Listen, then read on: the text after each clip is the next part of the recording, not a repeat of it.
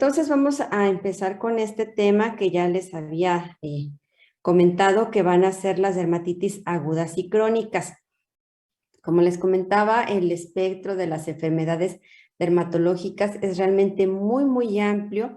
Dentro de las dermatitis agudas y crónicas, pues tenemos una enorme cantidad de enfermedades. Por lo tanto, vamos a limitarnos a comentar solo dos ejemplos de dermatitis agudas y dermatitis crónicas. ¿A qué le llamamos dermatitis agudas y dermatitis crónicas? Más o menos desde el punto de vista de la clínica, toda aquella dermatitis que tenga una duración aproximada de pues algunas semanas o quizá algunos meses, tal vez no más allá de medio año o quizá alrededor de medio año, podría llamarse aguda. Y después de los 6 meses o un poquito más y incluso varios años de duración o ya de forma permanente, serían las dermatitis que se llaman crónicas.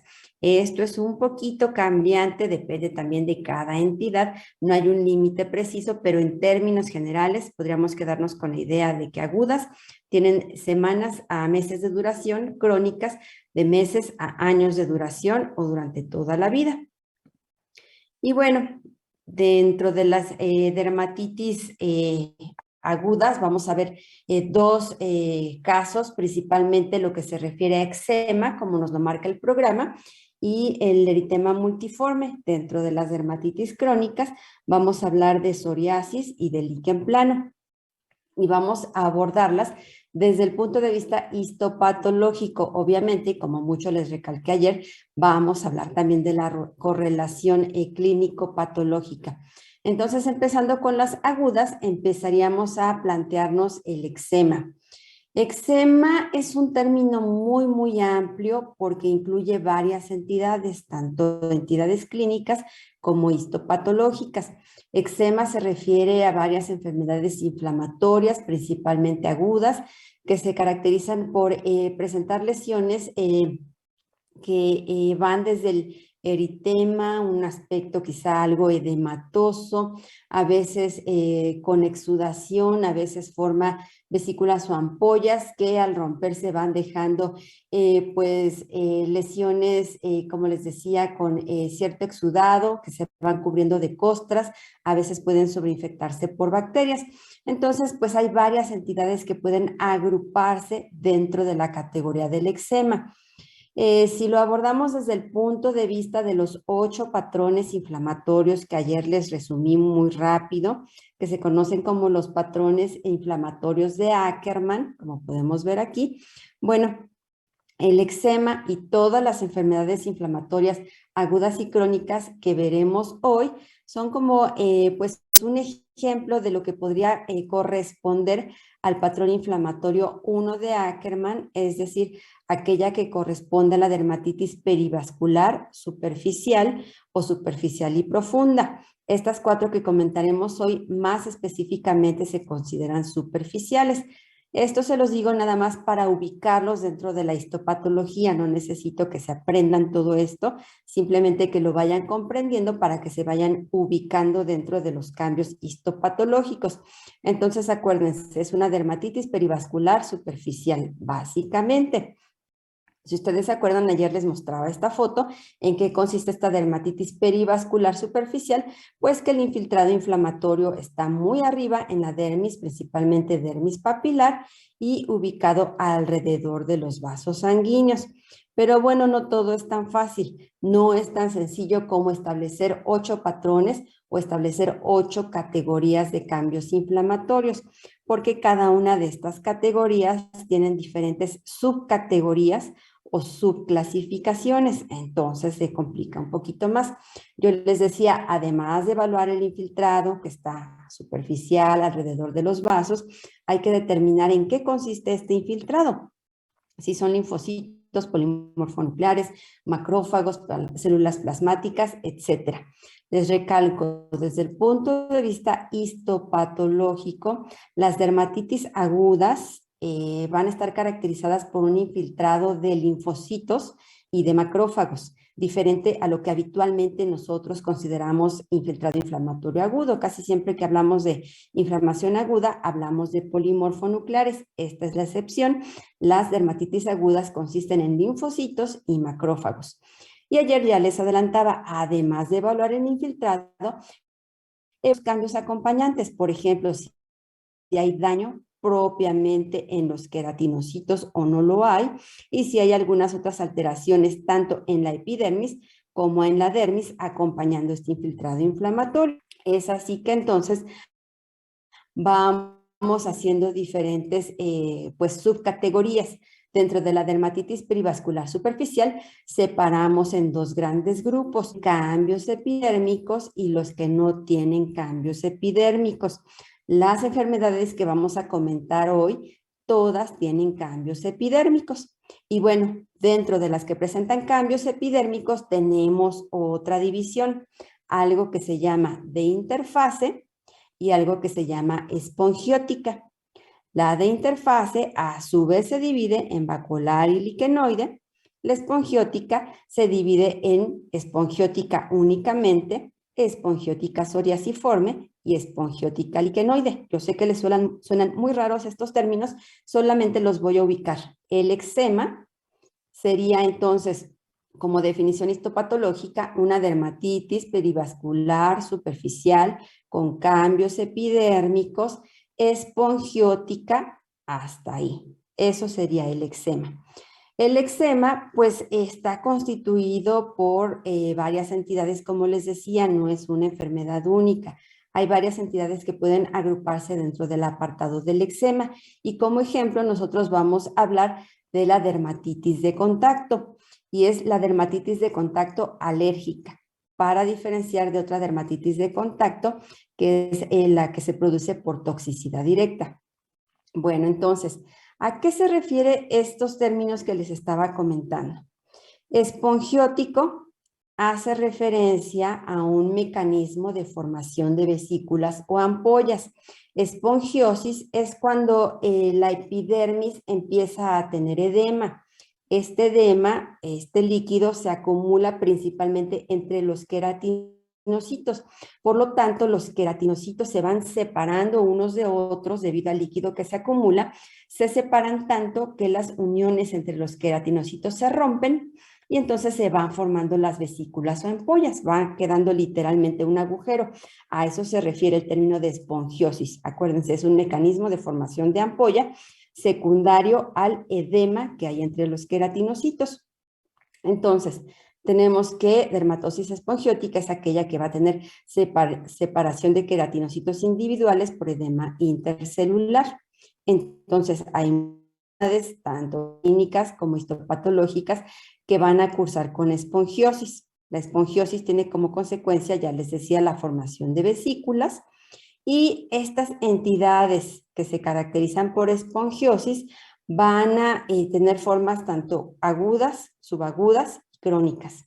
A pesar de que yo les decía, el eczema lo vamos a ver como ejemplo de dermatitis aguda, puede cursar muchas veces con eventos de cronicidad. ¿Por qué? El ejemplo que vamos a tratar es la dermatitis de contacto. La dermatitis de contacto, como su nombre lo dice, viene derivado del contacto con algunas sustancias químicas. Si el contacto con las sustancias químicas se da en una única ocasión, obviamente tendremos una enfermedad aguda. Pero si se está dando de manera repetitiva a lo largo de la vida del individuo, pues la entidad va a pasar de ser una presentación aguda a una enfermedad que pasa a la cronicidad. Entonces, bueno, esto de aguda depende de la exposición del individuo. Entonces decíamos, el patrón espongiótico puede ser agudo, subagudo y crónico. Cuando es agudo se caracteriza por lo que ya les mencionaba, el edema, es decir, el líquido que se acumula entre los queratinocitos que los separa, hace que se vayan abriendo estas cavidades, que es lo que conocemos como vesículas, conforme van uniéndose más cavidades por la ruptura o separación de más queratinocitos, se forma una cavidad mucho más amplia, que es a lo que le llamamos ampolla. Bueno, en esta entidad, dermatitis de contacto, además de la esponjiosis que deriva en la formación de vesículas, tenemos otro cambio histológico más o menos característico, que es la ortoqueratosis. Ortoqueratosis es un término nuevo para ustedes y ortoqueratosis lo que quiere decir es queratinización aumentada. Aquí nosotros podemos ver el estrato córneo en esta piel que está bastante engrosado. Generalmente el estrato córneo no tiene este espesor a menos que se trate de piel como la de las palmas o las plantas, pero en otros sitios no se espera un estrato córneo tan grueso. Entonces, ortoqueratosis se refiere al proceso normal de queratinización que lleva la piel, pero acentuado, es decir, ligeramente en exceso, como lo vemos aquí. Otro rasgo morfológico que va a presentar la dermatitis por contacto es la presencia del infiltrado, como decíamos, en la dermis superficial, muchas veces perivascular, pero que a veces puede ascender desde la dermis hasta la epidermis y podemos encontrar eosinófilos y linfocitos dentro del epitelio. Entonces, estas son algunas de las características histopatológicas que va a presentar la dermatitis de contacto.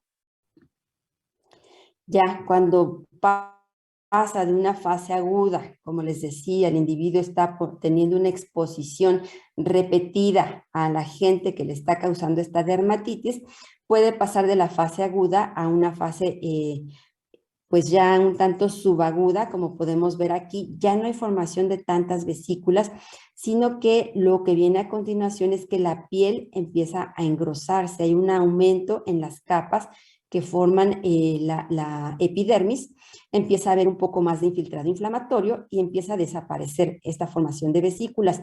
Persiste el aumento de queratina, la ortoqueratosis.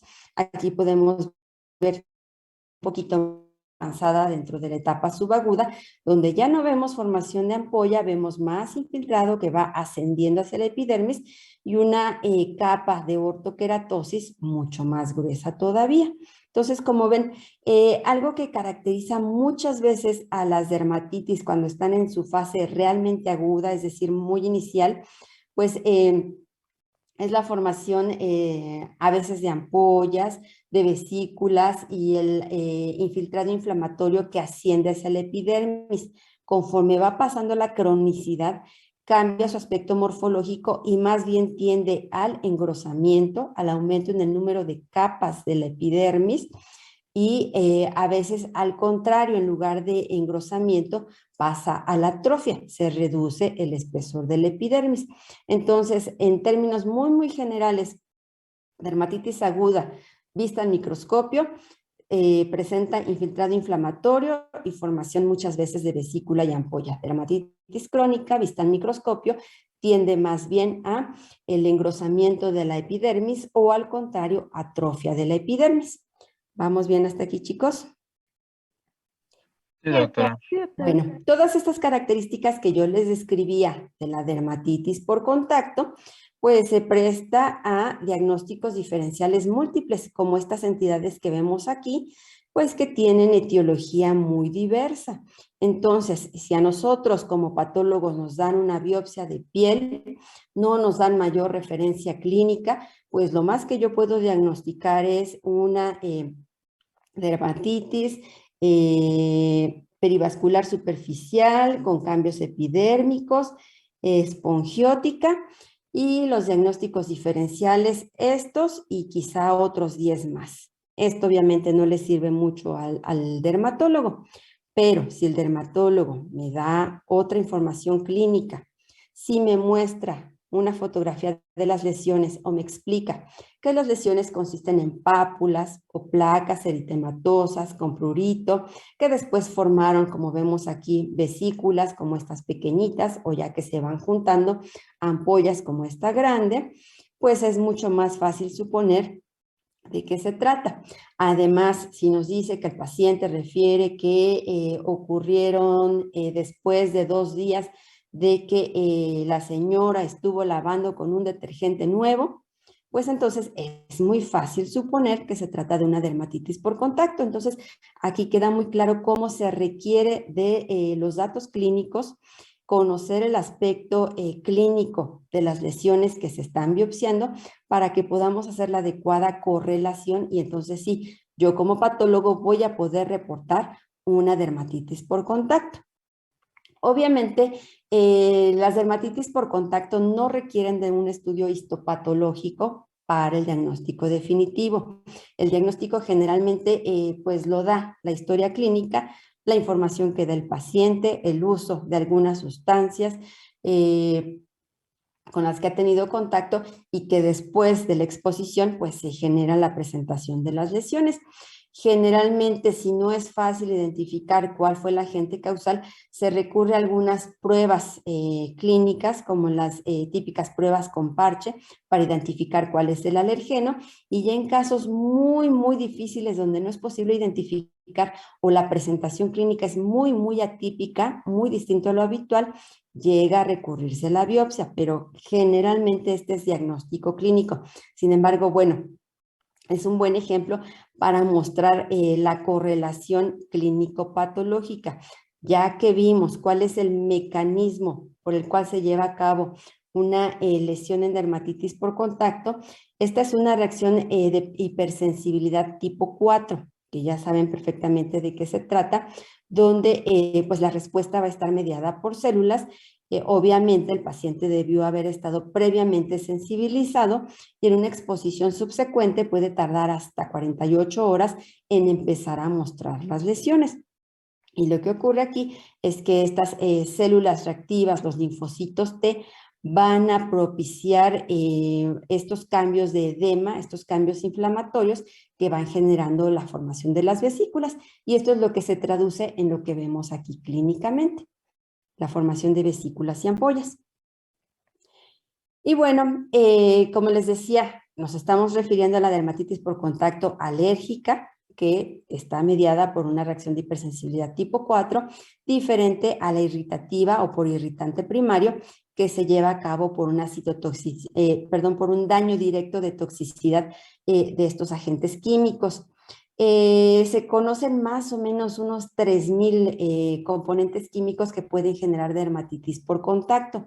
Sin embargo, la inmensa mayoría de las situaciones de dermatitis por contacto están relacionados, en primer lugar, por el níquel, que es un elemento muy común de la joyería de fantasía que utilizan mujeres y hombres, y es la principal causa que genera dermatitis de contacto.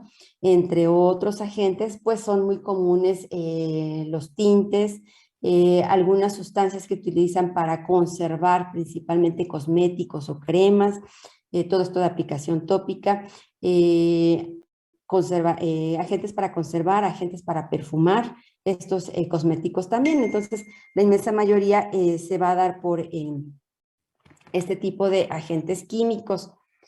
Las reacciones eczematosas, ya decíamos, pueden ser agudas cuando se da un primer contacto o un único contacto y después resuelve por sí sola, o puede ser crónica, por ejemplo, la joven que está usando joyería de fantasía, que está padeciendo de una dermatitis en la región del cuello, por ejemplo, al uso de collares, en la región de las orejas, por el uso de aretes, y no ha identificado que es esta joyería de fantasía que le está produciendo el daño, pues lo sigue empleando a través de semanas, y la enfermedad puede pasar a la cronicidad.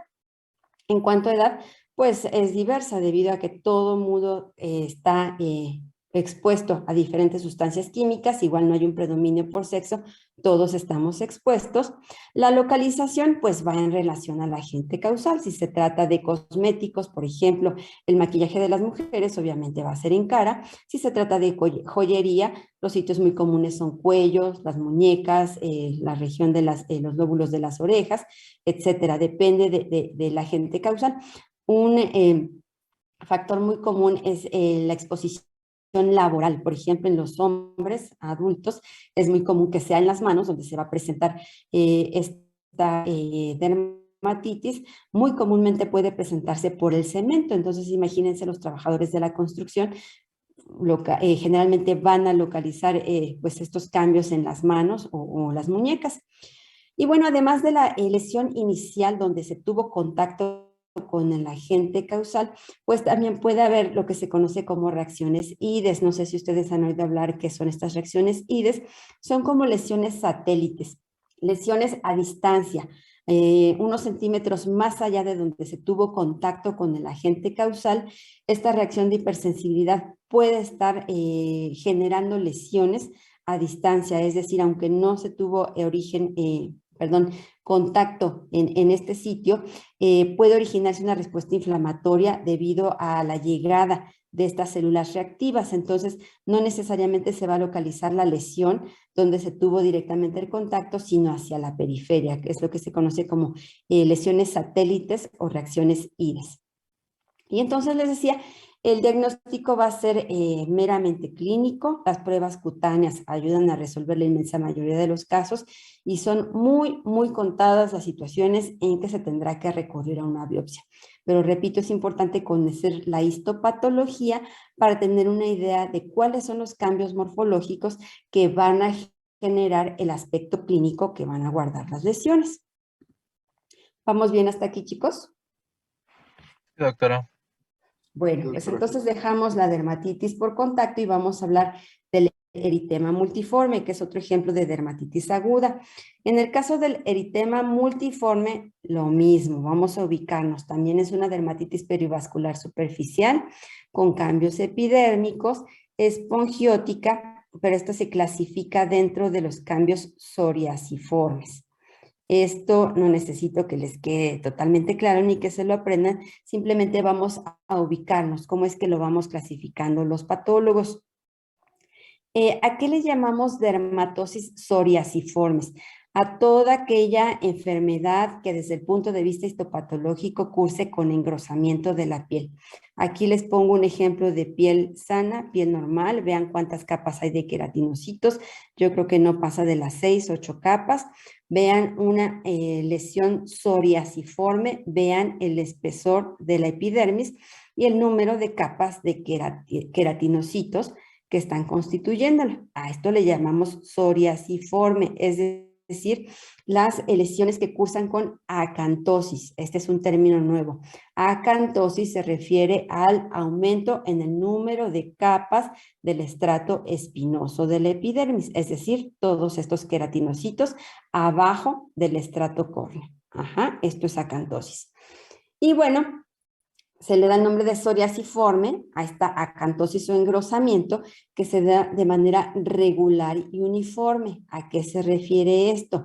Aunque vemos aquí medio tortuoso esto, si pasamos por aquí abajo una regla imaginaria, toda esta epidermis que fue aumentando en el número de capas no rebasa la altura de esta regla imaginaria. Por lo tanto, se dice que el engrosamiento es regular y uniforme. Alcanza cierto espesor y toda la lesión va a llegar hacia este espesor. Entonces, a ese se refiere el término de psoriasiforme.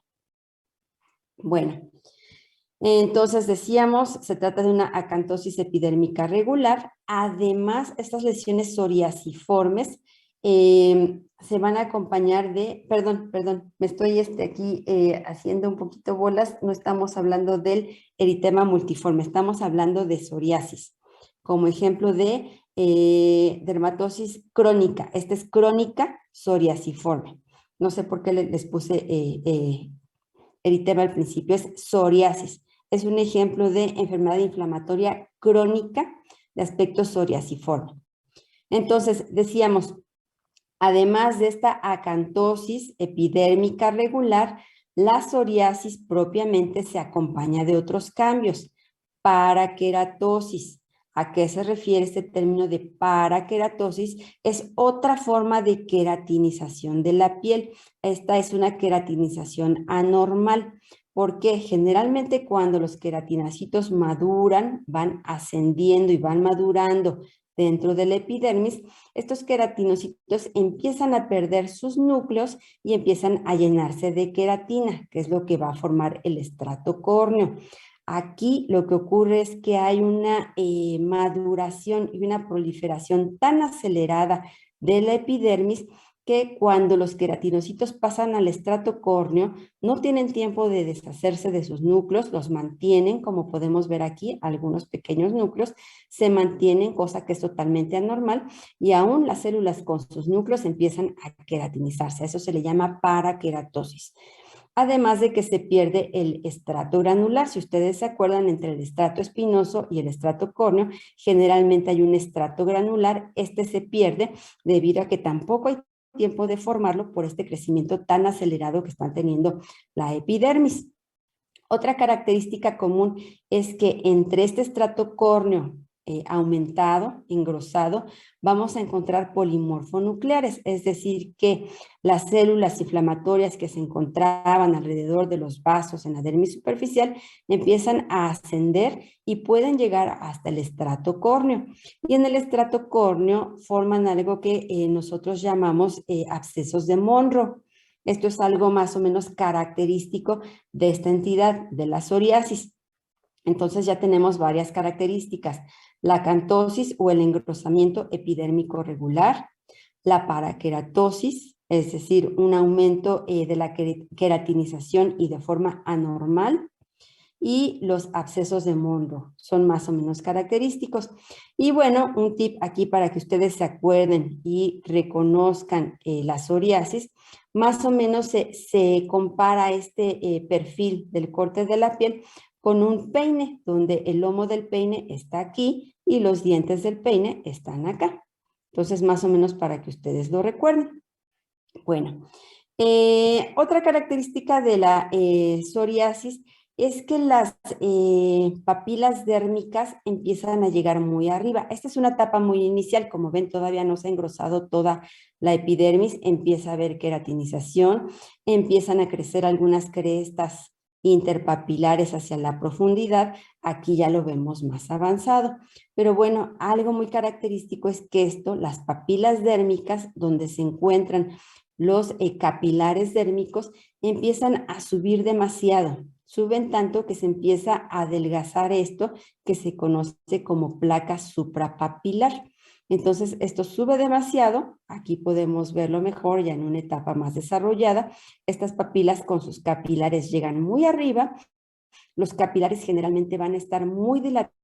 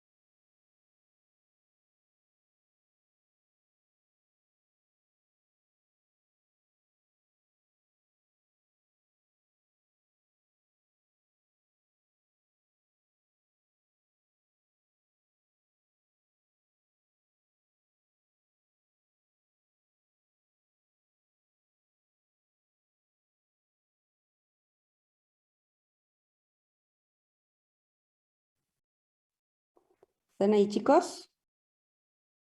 Sí, doctora, aquí estamos. Sí, se desconectó esto, ¿verdad? Sí, se dejó de escuchar. Bueno, no sé si será mi internet o qué pasó, pero bueno, ¿seguimos aquí? Sí, doctora. Sí. Bueno, no sé dónde me dejaron de escuchar exactamente, pero no sé si me oyeron cuando les decía que el infiltrado inflamatorio de la dermis va migrando hacia la epidermis. ¿Eso sí lo escucharon? No, se quedó en que pues las papilas dérmicas llegan arriba y algo pasaba con los capilares. Ya Los no. capilares van a estar muy dilatados, muy congestivos, y a partir de estas papilas dérmicas tan altas empieza a migrar el infiltrado inflamatorio desde la dermis superficial hacia estas placas suprapapilares. Y entonces aquí tenemos otro cambio característico, que son también la formación de unos pequeños abscesos que se conocen como KOGOJ, K-O-G-O-J, que también es un cambio característico de la psoriasis junto con los abscesos de Monroe. Ya tenemos dos tipos de abscesos en la epidermis.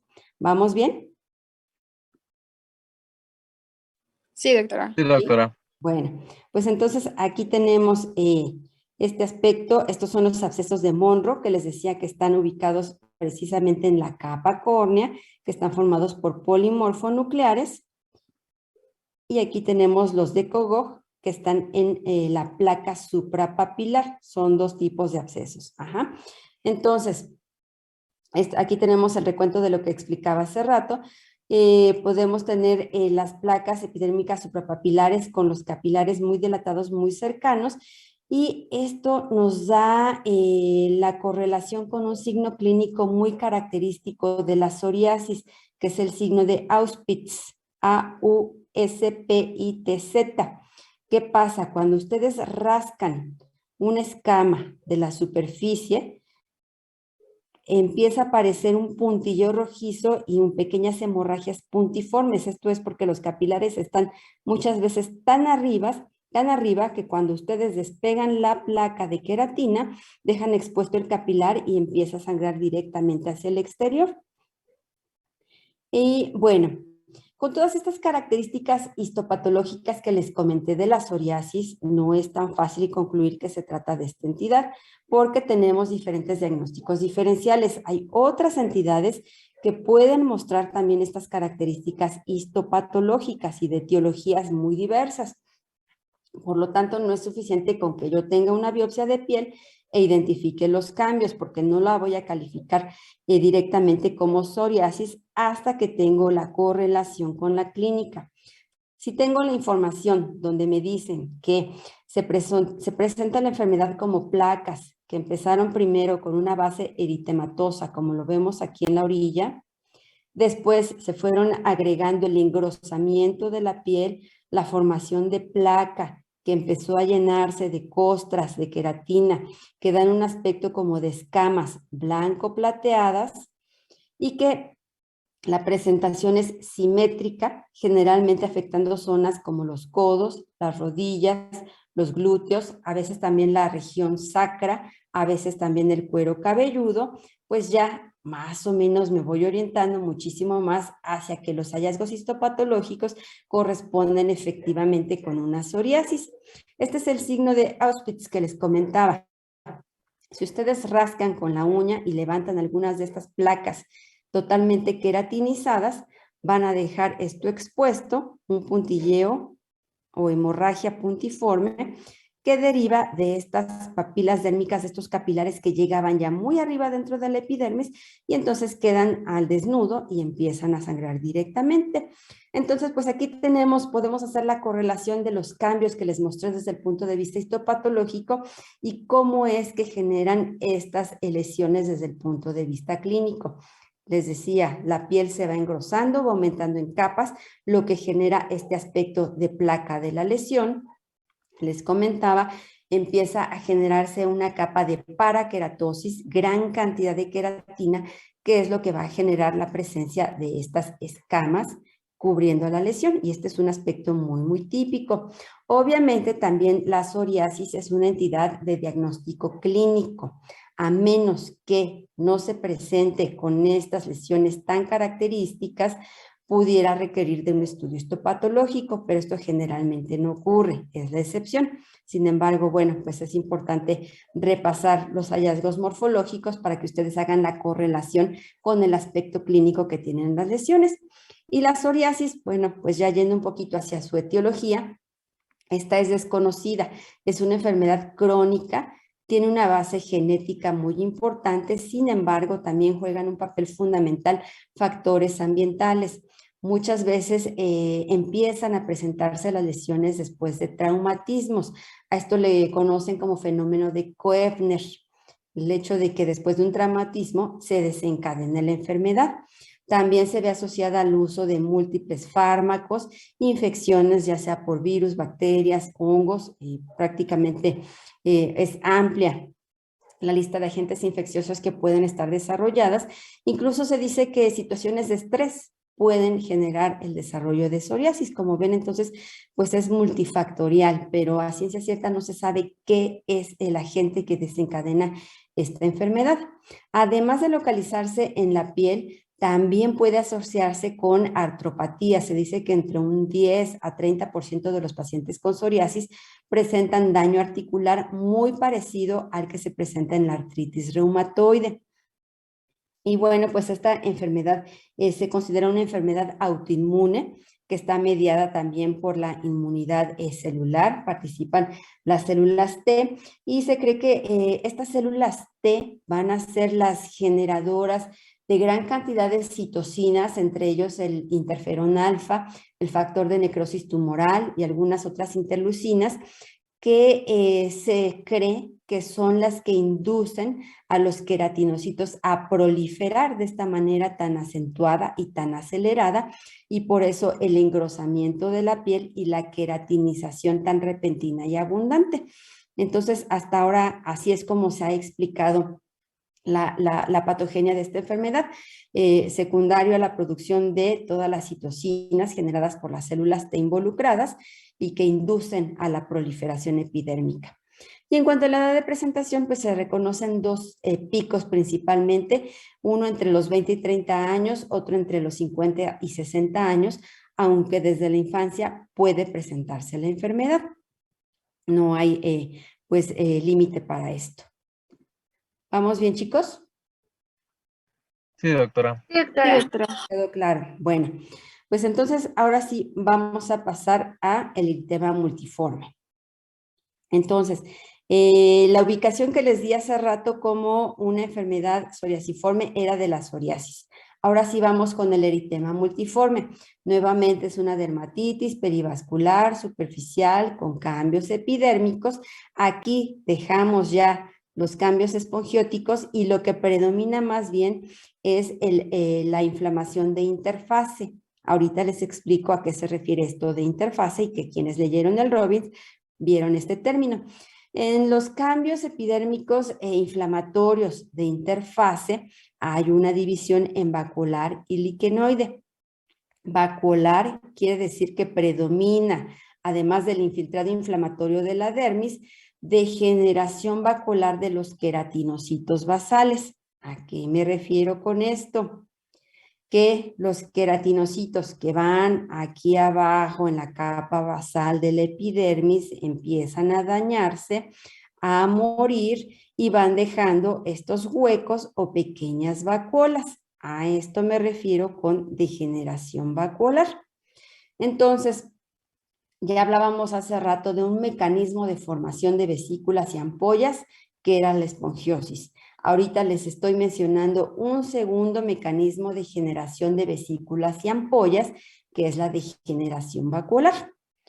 Y bueno, entonces, ¿en qué consiste este eritema multiforme? Es una inflamación en la unión dermoepidérmica, y esto de interfase se refiere específicamente a esto, que el infiltrado inflamatorio superficial perivascular va a localizarse justo en la unión dermoepidérmica. A veces se dice así como que entre comillas que borra la unión dermoepidérmica, es decir, que puede pasar de la dermis a la epidermis y ubicarse en ambos sitios, en ambos lados de la membrana basal. Entonces, a eso se refiere lo de interfase, inflamación en la unión dermoepidérmica. Además de que hay un daño en los queratinocitos basales. Otra vez, el eritema multiforme, como las otras enfermedades que hemos comentado, está mediado por una reacción de hipersensibilidad tipo 4. Aquí en el eritema multiforme se dice que hay un infiltrado, que está en la unión dermoepidérmica, principalmente de células CD4. Sin embargo, también hay un infiltrado de células CD8 que van a penetrar específicamente a la epidermis y que se dice que tanto las citocinas que generan estas células como el efecto citotóxico directo de las células CD8 van a generar la apoptosis de estos queratinocitos basales. Es por ello que van a ir muriendo los queratinocitos basales y van a dejar esta formación de vacuolas, que es lo que le dio el nombre de degeneración vacuolar. Y bueno, entonces tenemos esta pérdida de queratinocitos, el infiltrado de interfase, es decir, que se ubica aquí y que va borrando la unión dermoepidérmica, aquí lo vemos muy bien ejemplificado, la pérdida por apoptosis de estos queratinocitos basales y déjenme paso a la siguiente. Algunos de estos queratinocitos basales, aquí se ven mejor, que van muriendo por apoptosis, se empiezan a ver así, bastante eosinófilos, amorfos, ya no identificamos núcleo y citoplasma, simplemente estas vastas masas muy rosadas que conforme van confluyendo varios sitios de pérdida de queratinocitos, pues van generando esta cavidad que es la formación de la ampolla o vesícula. A su vez, como se van destruyendo estos queratinocitos basales, van liberando la melanina que contenían en su interior y esta puede ir descendiendo y penetrando hacia la dermis. Es por ello que a veces llegan a ser un poquito pigmentadas estas lesiones, aunque no es lo más característico. Aquí tenemos otra representación de esta enfermedad, quizá no tan acentuada, no hay tanto infiltrado todavía de interfase, pero vemos cómo se van muriendo algunos queratinocitos por apoptosis de manera individual y van generando la cavidad. Y bueno, pues aquí tenemos los hallazgos histopatológicos. Sin embargo, como pueden ver, pues hay algunos diagnósticos diferenciales, la lista es más amplia. Sin embargo, les puse algunos ejemplos. Por lo tanto, requerimos de la información clínica que nos dé el dermatólogo para poderle llamar específicamente eritema multiforme. ¿Y cuáles son estos rasgos clínicos? Generalmente es una enfermedad que se va a ubicar en las extremidades. Puede afectar casi cualquier sitio de la superficie corporal, pero muy comúnmente afecta a las zonas distales de las extremidades. Puede presentarse, y por eso su nombre de multiforme o polimorfo, que también se le llama así, eritema polimorfo. ¿Por qué? Porque las lesiones cutáneas tienen morfología muy variable. Pueden ser máculas, pápulas, vesículas o ampollas eritematosas o violáceas. Y pues ya vimos por qué se forman estas lesiones. El infiltrado inflamatorio y la degeneración de estos queratinocitos basales van llevando al desarrollo de las lesiones desde eritematosas hasta la formación de las vesículas y ampollas. Y son lesiones muy pruriginosas. Generalmente es una enfermedad que les decía está asociada a diferentes factores causales. Puede estar asociada a infecciones virales, algunas infecciones bacterianas, puede estar asociada incluso a algunas neoplasias, a veces algunas otras enfermedades autoinmunitarias. Por lo tanto, bueno, pues hay que interrogar muy bien al paciente, conocer los antecedentes y generalmente es una enfermedad autolimitada. Es decir, va a presentarse con algunas semanas de duración y por sí sola va a resolver sin necesidad de tratamiento. Sin embargo, si la etiología o aquello que le está dando origen como una enfermedad subyacente, digamos lupus, sigue presente, obviamente la erupción por eritema multiforme va a ser recurrente. O igual asociada a herpes simple, que es lo más frecuente. Pues ustedes saben que el herpes simple puede resolver, pero puede cursar latente por mucho tiempo y después de varios meses o años reactivarse. Entonces, cuando se da la reactivación del herpes simple, puede volver a recurrir el eritema multiforme. Entonces, pues muchas veces no requiere tratamiento, aunque a veces es tan molesta por el prurito que genera que puede utilizarse algunos fármacos inmunosupresores. Y algo muy característico cuando las lesiones son típicas del eritema multiforme es su aspecto en diana de tiro o como tiro al blanco o en iris también se le llama. ¿A qué se refiere? A que tiene una disposición concéntrica de zonas claras con zonas eritematosas. Aquí podemos ver más o menos como una diana de tiro al blanco o a manera de iris. Y son la forma de presentación más característica, sin embargo su presentación es muy variable. Desde el punto de vista de la histopatología podemos tener algunos auxiliares para el diagnóstico. Generalmente puede haber un depósito en la unión dermoepidérmica de inmunoglobulina M y estos cuerpos, estas queratinocitos basales que fueron muriendo, fueron sufriendo apoptosis, reciben el nombre de cuerpos coloides. Estos cuerpos coloides van a presentar depósitos de C3 que pueden identificarse también por inmunofluorescencia. Entonces son técnicas adicionales que pueden emplearse para el diagnóstico, aunque pocas veces se requiere de biopsia para hacer el diagnóstico de esta entidad. Y bueno, El eritema multiforme, además de afectar la piel, a veces puede afectar mucosas. Les decía, múltiples agentes infecciosos, el uso de algunos fármacos puede generarla. Principalmente está mediada por un mecanismo de hipersensibilidad tipo 4, pero algunos sugieren que posiblemente la hipersensibilidad tipo 3 juegue algún papel porque se ha detectado la presencia de inmunocomplejos en algunos de estos pacientes. Sin embargo, no se sabe si es coincidencia o tienen un agente dentro, si juegan, perdón, un papel dentro de la patogenia de la enfermedad.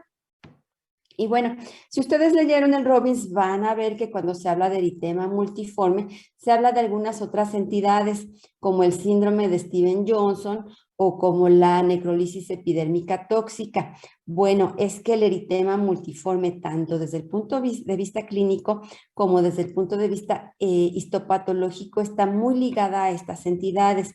Incluso algunos sugieren que se trata de, diferentes puntos dentro de la misma enfermedad, un espectro muy amplio que puede ir desde un eritema multiforme muy sutil, como las fotos que les mostré, hasta enfermedades totalmente diseminadas que afectan de manera muy importante también las mucosas. Es así que se ha sugerido una clasificación de eritema multiforme como eritema multiforme menor y eritema multiforme mayor. Se dice que si el eritema multiforme afecta pues en menos del 10% de la superficie corporal, puede llamarse menor. Si afecta más del 10% de la superficie corporal, puede diagnosticarse como mayor. Por fortuna, la inmensa mayoría, el 80% de los casos del eritema multiforme, podría caer dentro de la categoría del menor. En el menor, pues las lesiones características son las que vimos, los cambios histológicos no son tan acentuados y la lesión en la mucosa no es tan frecuente. Cuando se trata del mayor, les decía, se afecta más del 10% de la superficie corporal, hay más cambios histológicos y con mayor frecuencia se afectan las mucosas. Y entonces dentro de este espectro del eritema multiforme mayor, algunos agrupan el síndrome de Steven-Johnson y la necrolisis epidérmica tóxica, que son pues enfermedades que realmente afectan de manera muy importante a los pacientes. Aquí tenemos varios, los dos extremos de este espectro, lo que sería un eritema multiforme menor, con las lesiones en diana características, y esto sería ya el otro extremo, la forma más grave de todo este abanico de lesiones, que sería la necrolisis epidérmica tóxica, que como ven son lesiones realmente muy, muy extensas, muy amplias, dolorosas, que pueden incluso asemejar a quemaduras muy, muy graves, muy amplias, y así como se afecta la piel, se afectan también varias mucosas oral, genital, ocular, etcétera. Y bueno, creo que es todo sobre el eritema multiforme. ¿Vamos bien hasta aquí, chicos? Sí, doctora. Bueno, pues Sí, doctora. entonces el eritema multiforme fue otro ejemplo de enfermedad aguda, aunque como ven puede comportarse con recurrencias e incluso pasar a la cronicidad.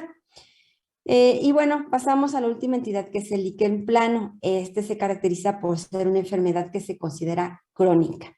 Otra vez el líquen plano, vamos a ubicarnos dentro de estas alteraciones que se observan, pues va a estar en las dermatitis perivasculares, superficiales, con cambios epidérmicos de interfase, y aquí, a diferencia de la previa, también se le agrega el término liquenoide.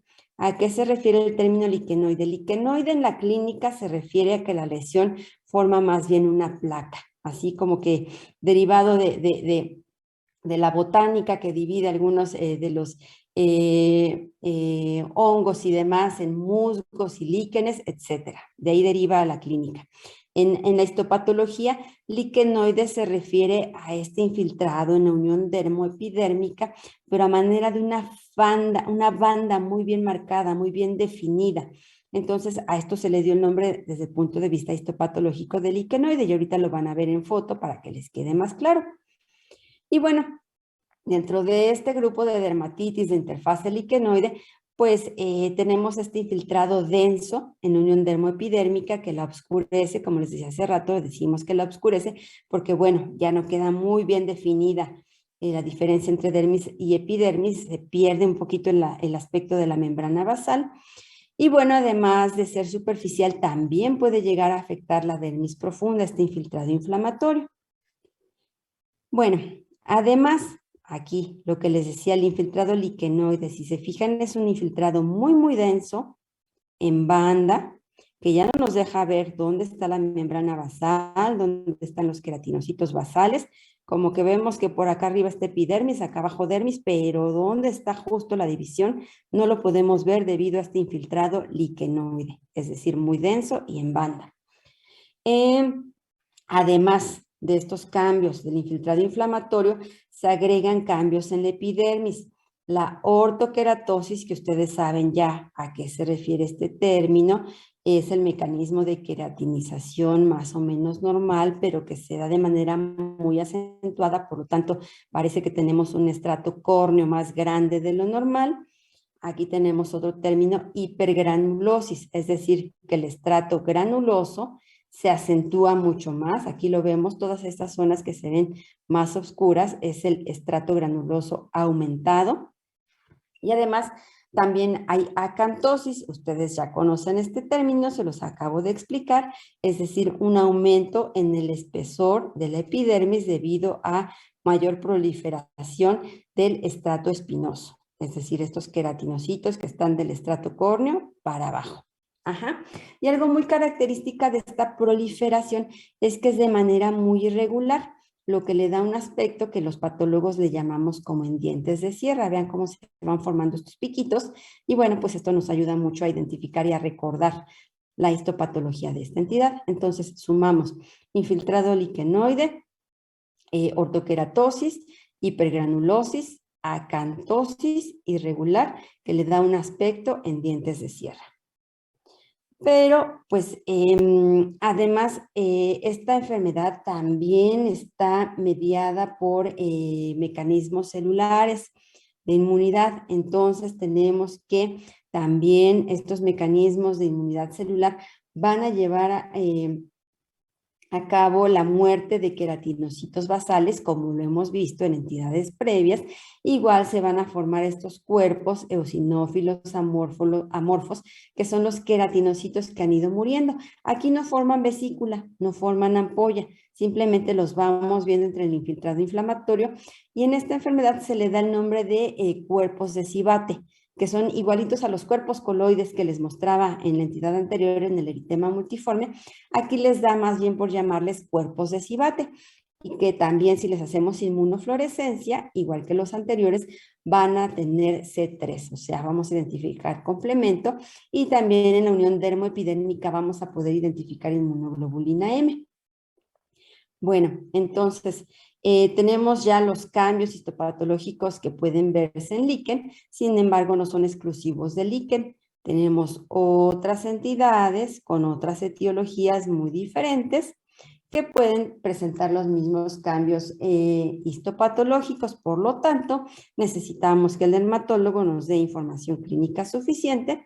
Y bueno, pues cuando nos dice que la lesión tiene estas características que ustedes si leyeron en el Robin, son las que como mnemotecnia se define como la enfermedad de las 6 P's, porque son pápulas y placas poligonales de color púrpura o violáceas, pruriginosas y planas. Ahí tenemos las 6 P's. Entonces, este es su aspecto característico. Generalmente se van a presentar en las superficies flexoras. Es una enfermedad crónica, generalmente pues dura 6 meses o más, y además de afectar la piel, puede afectar también las mucosas y puede afectar incluso las uñas. Como decíamos, si recurrimos a técnicas especiales como inmunofluorescencia, podemos comprobar la presencia de inmunoglobulina M en la unión dermoepidérmica a manera de una línea, o bien el componente 3 del complemento en estos cuerpos coloides o cuerpos de Sivate. Entonces son técnicas auxiliares, sin embargo aquí tampoco se recurre a la biopsia, puesto que la clínica ayuda a diagnosticar la gran mayoría de los casos, a menos que tenga una presentación atípica, quizá se requiera del estudio histopatológico. Aquí nuevamente, pues la etiología es desconocida. No se sabe exactamente qué va a desencadenar esta respuesta inmunitaria. A veces se ha visto muy relacionada con el virus de la hepatitis, sobre todo hepatitis C. Sin embargo, también se ha visto relacionada con otras infecciones y algunas otras situaciones como el uso de algunos fármacos. Y aquí algo muy importante, cuando se da la afectación oral, el hecho de que la mucosa oral esté expuesta a una enfermedad inflamatoria crónica, este proceso inflamatorio crónico hace a esta mucosa un sitio propicio para la carcinogénesis. Por lo tanto, el líquen plano, cuando afecta mucosas, puede complicarse después de varios años con la presencia de un carcinoma epidermoide. Entonces, no es que por sí mismo el líquen sea carcinogénico, sino el hecho del proceso inflamatorio crónico persistente en este sitio, mucosa oral, puede derivar en un campo propicio para el desarrollo del carcinoma epidermoide. Y me parece que con esto terminamos. No sé si haya algún comentario.